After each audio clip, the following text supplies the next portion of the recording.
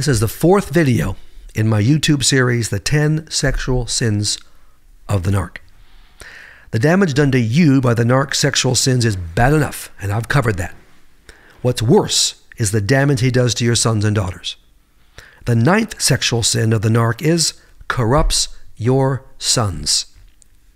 A narc father has huge influence on a son. Your son looks up to his father. Your son is desperate for his approval, his praise. Every boy is. Wants that from the dad, even if he's a narc. The narc is your son's main model for being a man. If that doesn't freak you out, nothing will. Your son wants to be like him no matter what he is like as a man. Your son watches the narc like a hawk and misses nothing about his behavior, his attitude, and his actions. All the narc's abusive behavior, including his sexual sins, are observed and, get this, copied by the son. Now, there are sons, of course, who will go the opposite way, and that's what we want, not to be anything like their narc father and become godly, wise, understanding men of God. That's what we're looking for, and that's why one of the reasons I did the video series From Codependent to Independent, to limit the damage to your sons and daughters. But I'm telling you, without active intervention, your son's going to be like him, and that's the last thing you want. Listen to Deuteronomy 6:6-7. This is Moses giving God's commands to the Israelites. Moses says, "And you must commit yourselves wholeheartedly to these commands that I am giving you today." These are God's commandments. "Repeat them again and again to your children," Moses says. "Talk about them when you are at home and when you are on the road and when you are going to bed and when you are getting up." Very common passage of Scripture and an important one. The narc will not, cannot, and has no interest in teaching God's commands and values to a son or a daughter. No interest. The narc will teach his perverted, sinful, disgusting, and damaging behaviors to his son and a daughter. Now let's look at the sons. The son will find out about all of his narc father's sexual sins. Listen to me, all of them. Most of his father's sexual sins happen right in front of him, so he can't miss it. The rest he'll find out over time. If you don't leave the narc, your son will get the full impact of his father's sexual sins. And there is a high likelihood he will become like his father in these sexual areas. We do not want that. You don't want that. God doesn't want that. With no separation and divorce, your son is being taught day in and day out that this is what a man does sexually. How a man denies and justifies his sexual sins. How a man blames his wife for his sexual behavior. If you don't speak truth to your son and leave the narc, your son will see his father's sexual sins not as sins, but as normal, and he'll be likely to adopt them in his life. In Proverbs 5, 6, and 7, young men are warned over and over and over about sexual sins. The narc shows and teaches just the opposite of what Proverbs says in these verses. Let's take a look at that. Proverbs teaches the skanky woman, the prostitute, will ruin you, kill you. The narc says it's great to play with skanky women. It's fun and exciting. Proverbs says, do not lust. Your life is at stake. The narc says, go ahead and lust. It makes your life better. Proverbs says, avoid the adulteress, the loose woman. Like the plague, she will destroy you. Clear as possible. The narc says, oh, chase the adulteress. Go for it. Chase many of them. Nothing bad will happen. See the difference? It's an incredible difference. And your son's picking all that up. If you do speak truth to your son about his father's sexual sins, and you do leave and divorce, and you have to do both, and the sooner the better, you have a good chance to counteract the narc's sexual influence and save your son from those sexual sins. You expose his sins, your son will have less time with his dirtball father, and less time with the narc is always good, and you can teach and model healthy, biblical sexual behavior for your son.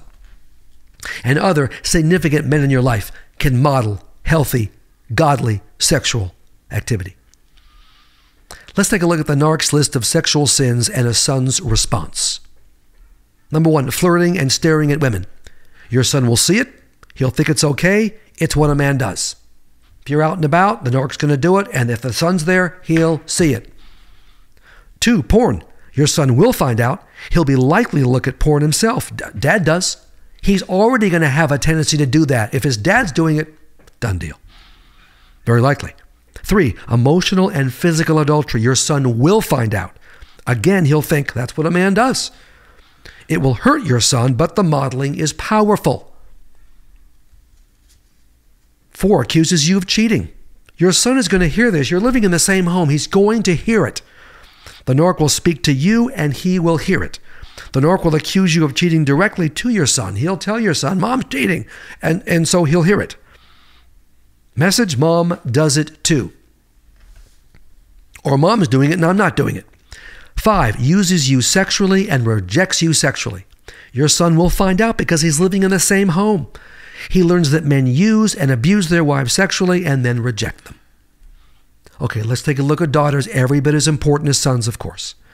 The 10th sexual sin of the narc is corrupts your daughters, your precious daughters. A narc father has huge influence on a daughter. Of course he does. He's the dad. She desperately wants his healthy attention and interest in her as a person, not for what she looks like. She wants his respect and praise for her mind, her personality, her interests, her relationship with God. She won't get that from the narc. If you don't speak truth to your daughter about her father's sexual sins, and you don't leave him and divorce him, she will be negatively affected in 3 critical areas. 1, her view of herself as a woman. She won't feel special or valuable as a person. She'll feel like a sex object, only appreciated for her body and her looks. 2, her choice of men. And many of you ladies have seen this happen, and some of the guys too, married to narcs. You see your precious daughter keep hooking up with narcs. It's the last thing you want. She will tend to choose men who are like her father. Men who have sexual issues, who sin sexually. Men who want to control a woman. Men who only want her for sex. Men who are narcs. 3, her own sexual behavior. She will tend to act like the women her dad is attracted to. She will attract men with her beauty, with her body. She will give men sex outside of marriage in a vain attempt to feel loved. It will never work for her. She can go through all kinds of men, harming herself terribly. Just like your son, your daughter will also know about all of her narc father's sexual sins and be impacted by those sins. Even if you try to protect your kids from that truth, which frankly you should not do, they're still going to find out. Another awful possible development is the narc creating an emotionally incestuous relationship with a daughter. Not all narcs will do this, but many will. The narc chooses one daughter, if you have more than one daughter, to be his victim. He is her special friend, not a parent. He does not discipline her. He spoils her with gifts and affection and praise and freedoms. There is no sex, physical contact not involved here, at least not in a sexual sense. But in a weird way, even without sex, a sinful way, he pursues her and romances her. She becomes his surrogate wife, replacing you.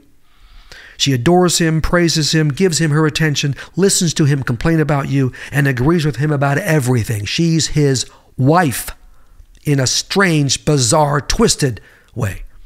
If you speak truth to your daughter about the narc's sexual sins, not every detail, but the basics, and you leave him and divorce him, you have a good chance to counteract his damaging sexual behaviors and their impact on her. Get my video series From Codependent to Independent to learn how to respond to the narc's abusive behavior and protect your sons and daughters from it. It's on my website, davideclarke.phd.com. This series obviously gets you strong enough, breaks the trauma bond, protects you from emotional abuse, gets you to emotionally distance yourself from the narc and get away. But at the same time, as you're doing all those things, you're protecting your precious sons and daughters from the impact of the narc. Now, in the next video, I'm going to cover what the Christian community says to you about the narc's sexual sins. Hint, it's not good and it's not biblical.